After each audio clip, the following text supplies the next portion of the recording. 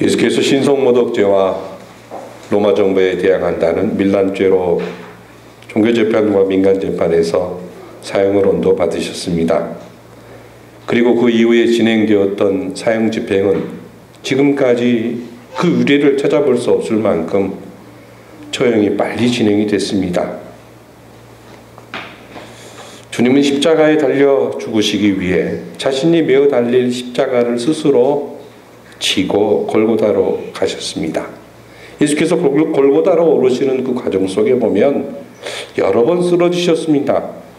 몇 차례 쓰러지다 일어서다를 반복하는 도중에 로마 병정들은 더 이상 저 예수가 십자가를 친히 지고 형장까지 가는 것은 무리라고 생각하고 구레네 시몬이라는 사람을 차출해서 이 구레네 시몬이 예수께서 져야 될 십자가를 대신 지고 골고다까지 오르게 됐습니다. 우리는 이 구레네 시몬이 억지로 십자가를 지게 되었지만 나중에 이 사건이 얼마나 영광스럽고 복되고 귀한 일이 되었는가를 사도행전과 로마서를 통해 잘 알 수 있습니다. 골고다로 가시는 도중에 많은 여인들이 예수의 고통스러운 모습을 보고 울었습니다. 그때 예수께서는 자기를 보고 우는 여인들을 향해서 내 자신과 너의 자녀를 위하여 울라. 다시 말하면 감상에 젖어서 값싼 눈물을 흘리지 말아라. 그러시면서 바른 신앙을 가지지 못한 이스라엘이 당할 고난을 예언하셨습니다. 그 말씀을 통해 그리스도께서는 오늘을 사는 우리에게 두 가지를 말씀하셨죠. 억지로라도 십자가를 져라. 지고 싶지 않아도 십자가를 져라. 그것이 너에게 유익이며 복이라는 메시지와 함께 또한 내 자신과 너의 자녀를 위하여 울라고 하는 말씀을 통해 감상적인 눈물이 아니라 하나님의 말씀대로 살지 못함을 슬퍼하고 울어야 할 것임을 우리에게 말씀하셨습니다. 이것이 우리가 지난주에 함께 나눴던 주의 은혜의 말씀의 내용입니다.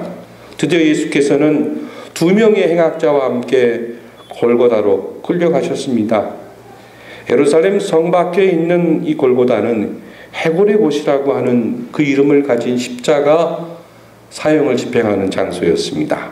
예수께서 골고다에 도착하자 병정들은 예수님을 십자가에 못 박기 시작했습니다. 로마가 죄수를 처형시킬 때 사용하는 처형법들이 여러 가지가 있었습니다만 그 중에 이 죄수를 물이 젖은 장작더미에 묶어놓고 화형을 시키는 화형법이 있었습니다. 그리고 또 어떤 경우에는 죄수의 양발과 양손에 끈을 묶어서 그 끈을 말과 소의 다리에 묶고 사지를 찢어 사람을 죽이는 처참한 처형 방법도 있었습니다. 하지만 그것보다 더욱더 극도의 고통을 당하여야만 하는 그런 형벌이 있었는데 그것이 십자가의 처형법입니다. 십자가 형틀은 당시 사회에서 행해지는 가장 무서운 형벌이었죠. 그래서 흉악한 범죄자가 아니면 그 십자가형을 잘 행하지 않았습니다. 얼마나 고통스러운 형벌이었으면 십자가의 형벌을 당해 처형당하는 사람은 수천 번 십자가에서 죽는다 하는 말까지 나왔습니다. 병정들은 이 죄수가 된 예수께서 땅에 뉘어진 나무 십자가에 등을 대고 눕게 하였습니다.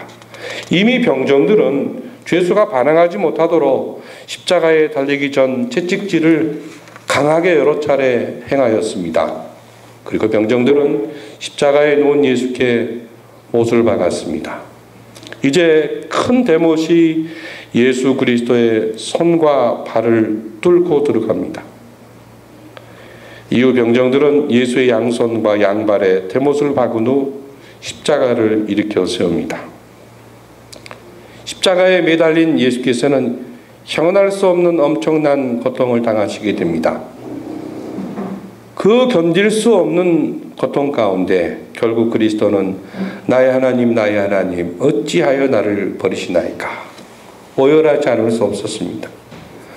본문에는 나의 하나님 어찌하여 나를 버리셨나이까 하는 말씀이 없습니다만 나의 하나님 어찌하여 나를 버리셨나이까?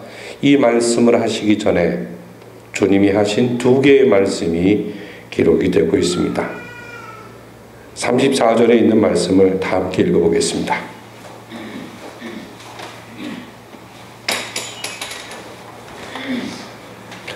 다 같이 읽어보겠습니다. 이에 예수께서 아버지 저들을 사하여 주옵소서. 자기들이 하는 것을 알지 못함이니이다 하시더라. 그들이 그의 옷을 나눠 제비법을 세. 십자가에 달리신 그리스도께서는 하나님의 용서를 구하는 기도를 하셨습니다. 로마 군인들은 예수를 십자가에 못 박은 후 그 십자가를 일으켜 미리 파놓은 구덩이에 세웁니다. 그리고 십자가가 넘어지지 않도록 구덩이를 다집니다. 드디어 십자가에 매달린 주님의 모습이 이 사람들의 시선에 뚜렷이 들어옵니다.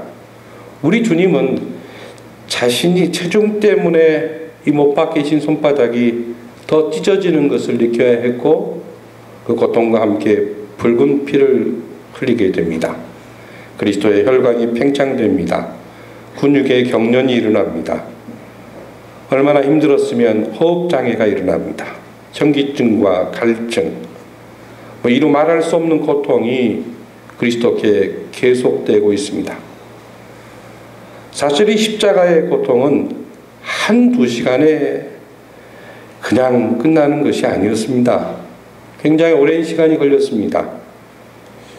심지어는 며칠씩, 일주일이 걸리는 경우도 있었습니다. 이때 죄수들은 이 십자가의 형벌이 너무나 고통스럽기 때문에 그 고통을 이기기 위해서 욕을 하였다고 그럽니다. 그리고 또한 십자가에 자기를 매다는 사람을 저주했다고 그래요. 또한 원망스럽게 사람들을 책망하기도 했습니다. 그리고 너무 고통스러우니까 나 좀 빨리 죽여달라고 예언하기까지 했습니다. 그 광경을 지켜보던 십자가에 달린 죄수의 가족들은 심지어 그 형벌을 집행하는 군인들에게 뇌물을 주어서 죄수가 빨리 죽기까지 하도록 하는 일이 발생했답니다. 그런데 십자가에 달리신 예수님께서 하신 말씀은 책망이 아니었습니다. 아프다고 하는 말씀도 아니었어요. 누구를 원망하는 말도 아니었습니다. 왜 제자들이 도망갔냐고 책망하시는 것도 아니었습니다. 비난도 저주도 아니었습니다. 인간적으로 분명히 책망과 저주가 터져나올 상황인데도 불구하고 주님은 아버지여 저들을 용서해 주십시오. 자기들이 하는 것을 알지 못합니다. 예수님은 자신을 십자가에 매달은 그 군병들을 긍휼히 여기셨습니다. 군병들은 사내들인 공회와 빌라도 법정이 결정한 이 일이 얼마나 무서운 일인가를 잘 알지 못한 채 사형 집행을 하고 있는 것이거든요. 우리가 잘 아는 대로 예수님을 십자가에 매달아 죽이는 이 일은 이스라엘 백성들에게 엄청난 슬픈 비극과 고난을 초래할 사건입니다. 우리를 구원한 사건이긴 하지만 이스라엘 백성들에게 앞으로 이 일 때문에 다가올 고난은 그들이 수천 년 동안 경험해보지 못했던 엄청난 고난이 기다리고 있었습니다. 그래서 그들은 예수님을 십자가에 못 박으면서도 그 사실을 알지 못했기 때문에 철없이 십자가형을 진행하고 있습니다. 예수님은 이 사람들이 이 모든 이 십자가의 사건 이후에 벌어질 결과를 알지 못하기 때문에 아버지 저들 용서해 주십시오. 자기들이 하는 것을 알지 못합니다. 하나님, 나를 십자가에 못 박은 사람들, 저 구경꾼들이 회개하고 용서받을 수 있도록 저 사람들에게 은혜를 베풀어 주십시오. 이렇게 간구하고 있습니다. 언젠가 베드로가 예수님께 질문했습니다. 선생님, 형제가 잘못하면 7번까지 용서해 주면 되겠습니까? 베드로의 생각에 7번 용서한다고 하면 너 참 잘했다라고 하는 칭찬을 받을 줄 알았어요. 그런데 이 베드로의 생각과는 정반대로 예수님께서 아니다. 70번씩 7번이라도 용서해 주렴 하고 말씀하셨습니다. 그리고 그 가르침에 대해서 오늘 이 십자가에서 몸소 모범을 보이고 있는 것입니다. 여러분, 이 그리스도께서 하나님 앞에 용서를 구한 기도는 예수님께서 십자가에서 죽으시고 부활하신 다음에 사도행전을 통해서 성취되고 있는 것을 우리가 사도행전에 보면은 알 수가 있어요. 예수를 십자가에 못 박아 죽인 유대인들이 사도행전에 보면은 그리스도의 복음을 듣고 개종하는 역사가 일어났습니다. 오순절 베드로의 설교를 듣고 하루에 3,000명이 개종하는 일이 일어났습니다. 직접 그리스도의 죽음과 연관된 일을 하였던 제사장들도 기득권 세력들도 개종하는 역사가 사도행전 4장과 6장에 보면 일어나고 있는 것을 볼 수가 있습니다. 이 모든 것들은 십자가상에서 아버지여 저들을 용서해 주십시오라고 하나님 앞에 간구했던 그리스도의 기도가 성취되는 모습이라고 저는 생각을 합니다. 이사야서 53장 12절에 보면은 이는 그가 자기 영혼을 사망에 이르게 하며 범죄자 중 하나로 헤아림을 받았느니라. 그러나 그가 많은 사람의 죄를 담당하며 범죄자를 위하여 기도하였느니라 하는 이 구약의 말씀도 이 십자가에서 성취되고 있는 것을 볼 수가 있습니다. 어떤 분이요, 팔이 부러져서 병원에서 치료를 받았습니다. 그런데 치료를 한 후 시간이 지났는데 이 부러진 팔이 붙을 만한 시간이 지났는데도 불구하고 팔이 붙지를 않아요. 그래서 의사가 환자에게 이상하게 팔이 붙지 않습니다. 이상하네요. 라고 환자에게 말을 했습니다. 그때 환자가 그러게요 선생님, 사실 제가 얼마 전에 이 부러진 팔로 아내를 심하게 때렸습니다. 아마 그래서 그런 모양이지요? 하고 환자가 의사에게 말을 던졌어요. 그때 의사가 환자의 말을 듣더니 그렇군요. 선생님은 당신의 아내에게 용서를 받아야 되겠습니다. 하고는 아내를 다음 치료 시간에 모시고 오도록 했어요. 그리고는 그 아내가 남편에게 내가 당신이 나를 때린 것을 용서합니다를 선언하도록 하게 했습니다. 그랬더니요, 부러진 팔이 붓게 되었다는 이 폴 투르니에의 임상실험의 결과 이야기를 제가 본 적이 있습니다. 그러면서 이 폴 투르니에가 이 사건을 통해서 이런 말을 남겼어요. 인간의 질병은 도덕성과 깊은 관계가 있다. 제가 그 말을 이렇게 깊이 생각하면서 인간의 질병은 그의 마음의 상태와 깊은 관계가 있다는 말로 저는 신앙적으로 다시 한번 적용하고 싶었습니다. 여러분, 건강해지고 축복해지기를 원하신다면 용서하는 삶을 살기를 그리스도의 이름으로 소원합니다.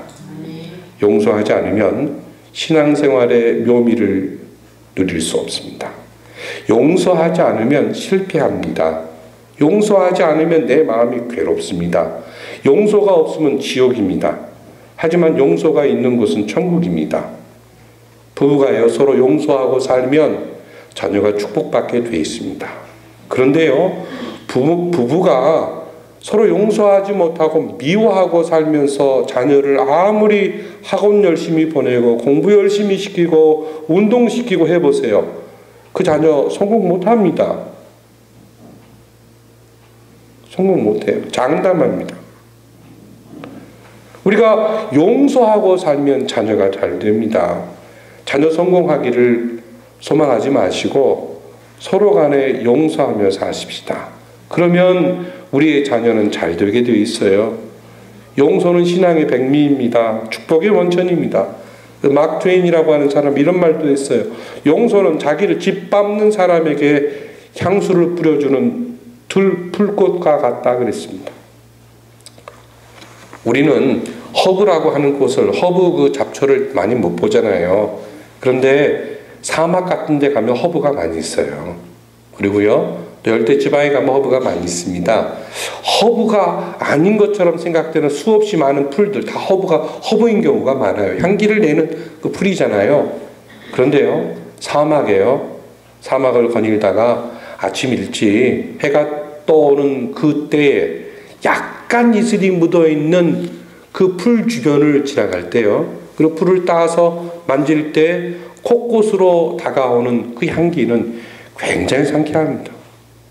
그 풀의 향기가 얼마나 우리를 유쾌하게 만드는지 몰라요. 우리의 멍한 머리를 시원하게 만드는지 모릅니다.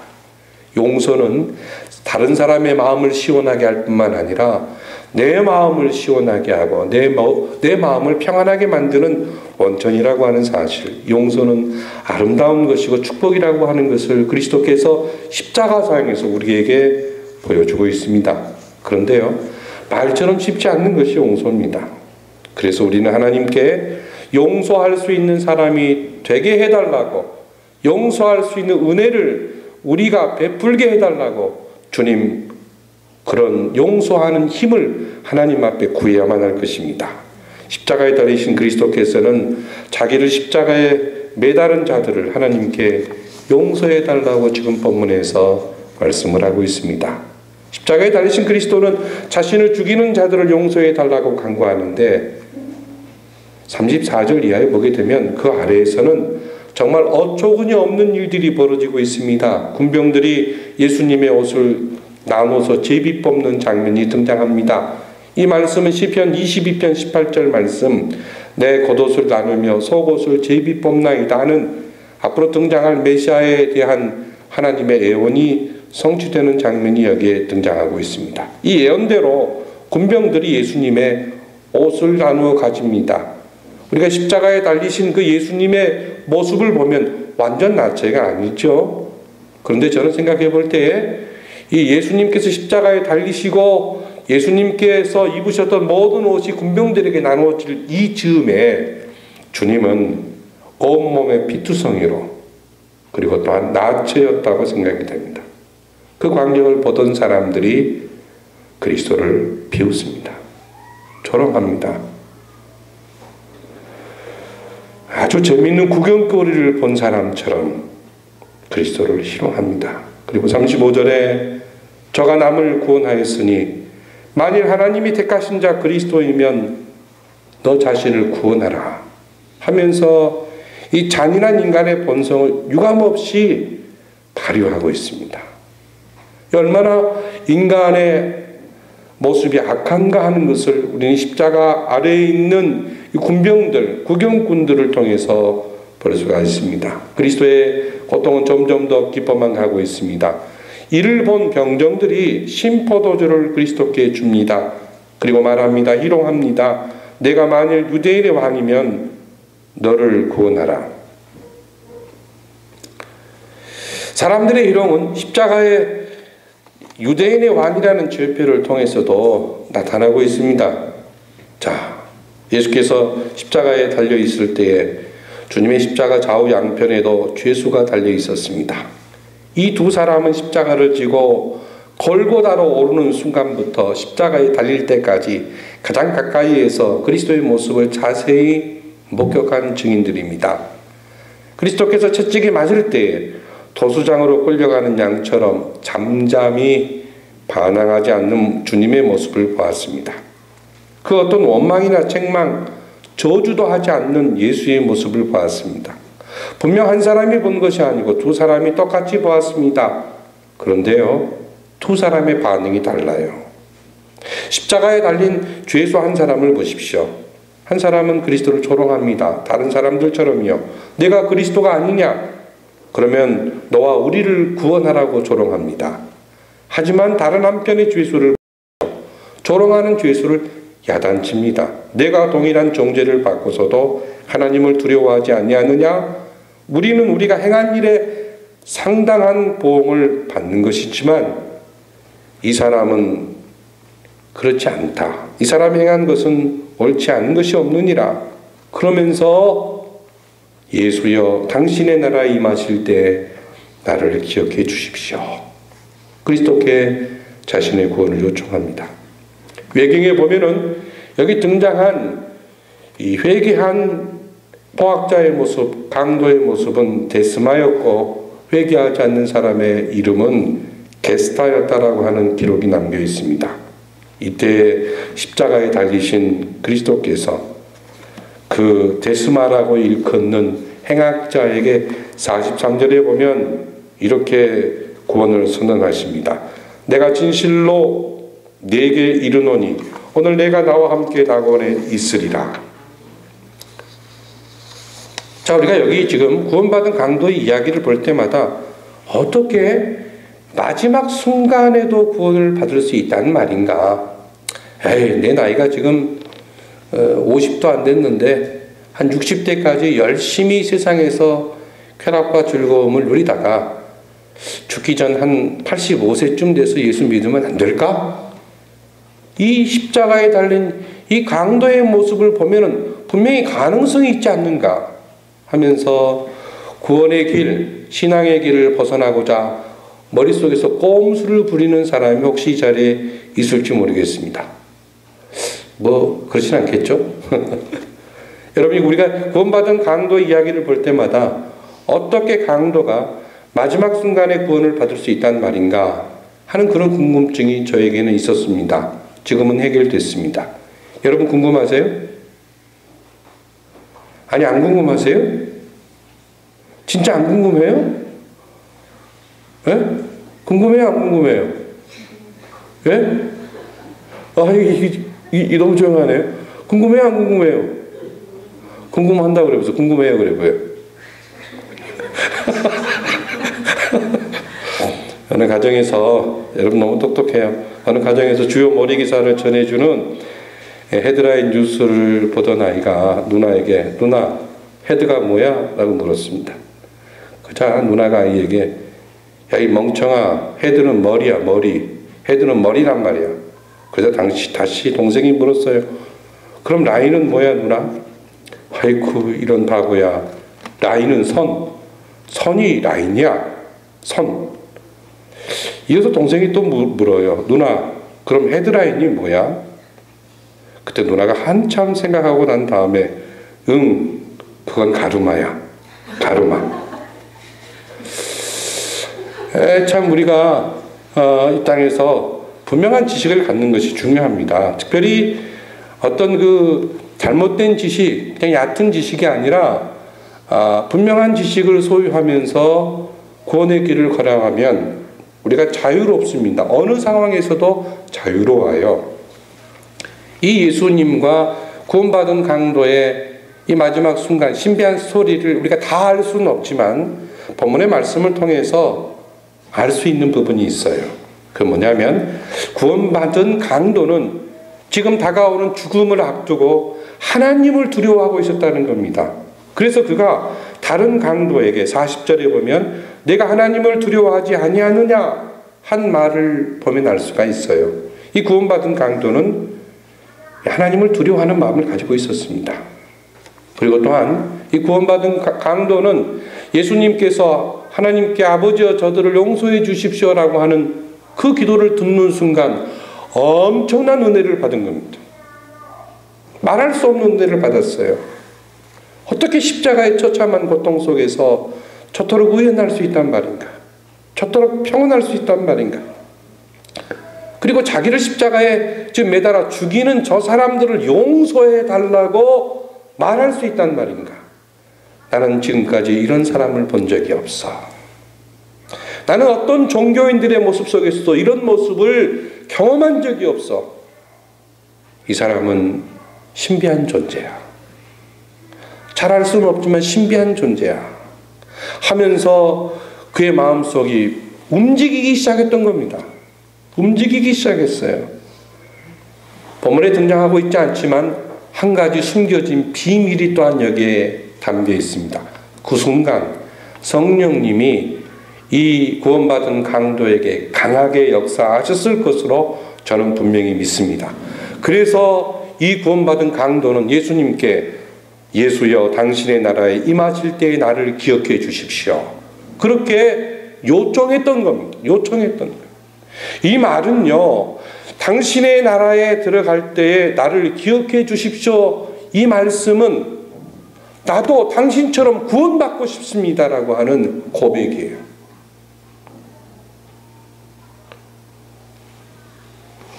내가 구원받고 싶습니다. 주 예수여 나를 구원해 주실 수는 없습니까? 이런 여러 가지 의미가 이 속에 한꺼번에 다 복합적으로 담겨 있습니다. 나도 구원받고 싶습니다. 그러니 당신이 메시아라면 저를 구원해 주십시오. 당신이 구세주라면 저를 구원해 주십시오라고 하는 이 강도의 신앙 고백이라는 말씀입니다. 아마 젊었을 때부터 교회 봉사자로 부름받은 목사님들은 거의 저와 비슷한 경험들을 가지고 계실 터인데, 그것이 뭐냐면 장례식에 대한 경험입니다. 이 장례의 마지막 순간들을 보면 다양한 유형들이 나타나는데 크게 두 가지 유형이 나타나요. 가장 보편적인 내용, 그것은 우리 주변에서 앞으로 우리도 겪을 것이고 또 나 자신도 겪을 것이고 여러분도 겪을 것인데, 가장 보편적으로 많이 나타나는 현상이 뭐냐면, 믿음이 있는 거의 모든 분들이 다 죽음을 두려워하지 않는다고 하지만 죽음이 다가오면 죽음에 대해서 두려움이 있어요.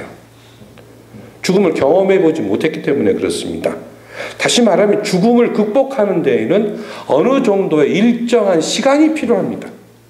그리고 그 죽음을 수용하는 데 어떤 일정한 시간이 지나면 자유롭게 그 죽음을 수용하게 되고, 그리고 이전보다 더 아름답고 고귀한 신앙 고백을 하며 남은 여생을 살다가 죽음을 맞이하는 경우가 보편적입니다.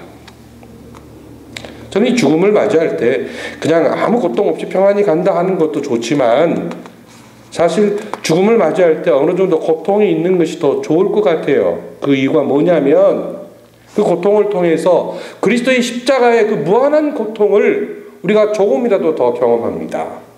그리고 그 순간 그리스도의 무한한 십자가의 은혜를 우리가 만끽하게 돼요. 그 고통을 통해서 내 죄에 대해서 철저한 고백의 시간을 갖게 됩니다. 이것이 보편적인 그 어떤 거의 모든 그리스도인들이 그 죽음을 맞이할 때의 모습이라고 말할 수가 있습니다. 그래서 많은 성도님들이 하늘나라로 가실 때 보면 일정 기간의 고난의 시간을 보내고 난 다음에 이사가는 겁니다. 이게 정상적인 거예요. 매우 지극히 정상적인 겁니다. 하지만 아주 특수한 상황도 있습니다. 본문에 등장한 구원받은 강도와 같은 경우를 의미합니다. 구원은 하나님의 주권이기 때문에 그 누구도 이유를 달 수는 없습니다. 하나님은 죽음을 앞둔 사람에게 마지막 순간 구원의 은총을 베푸는 경우도 종종 있다는 겁니다. 이런 경우는 아주 드물지만 지금도 실제로 나타나고 있습니다. 오래전에 이 보훈병원이라고 하는 곳에서 있었던 일입니다. 평생을 군인으로 사신 아주 강직하고 청렴하신 어느 분이 인생의 마지막을 기다리고 계셨습니다. 이분은 매우 정직했어요. 성실했습니다. 그리고 강직했던 분이거든요. 그런데 그분은 교회는 다니지 않았지만 그의 아내와 자녀들이 교회 나가는 것을 반대하지는 않았습니다. 곁들여 볼 때 이 가정은 아무 문제가 없는 가정이었지만 정작 본인은 신앙생활 자체를 부정했던 분이에요. 왜냐하면 내가 교회 다니지 않고 성실히 노력하고 땀 흘려 일해도 돈 벌고 생활에 전혀 지장이 없다고 생각하는 그런 건강한 삶을 사는 그런 일반적인 분이었기 때문에 그렇습니다.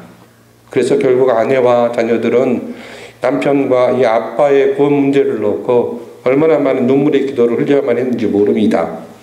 이제 죽음을 앞둔 상황이 됐어요. 죽음을 준비하라고 하는 병원에서의 말을 듣고 마지막으로 그 가족이 목사를 불러 기도를 부탁하셨는데 제가 가게 됐습니다. 겨우 30대 중반에 접어든 제가 가게 됐어요. 저는 그분을 한 번도 뵌 적이 없습니다.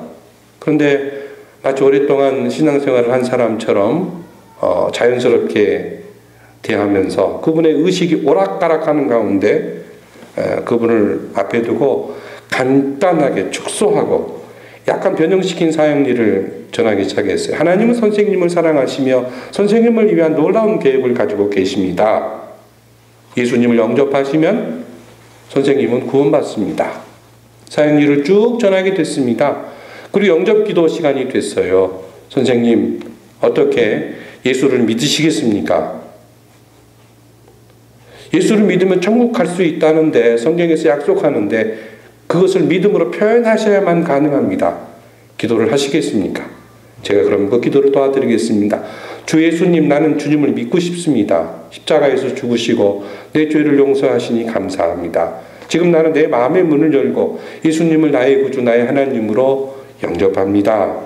이제 남은 생애는 하나님이 원하시는 생애가 되기를 원합니다. 구원해 주셔서 감사합니다. 예수 그리스도의 이름으로 기도합니다. 기도가 진행됐어요. 기도가 진행되는 중에 1년에 한 무리가 또 저희 옆에 왔습니다. 그분은 더 저보다 나이가 많으신 중후하신 60이 넘으신 것 같은 목사님이셨어요.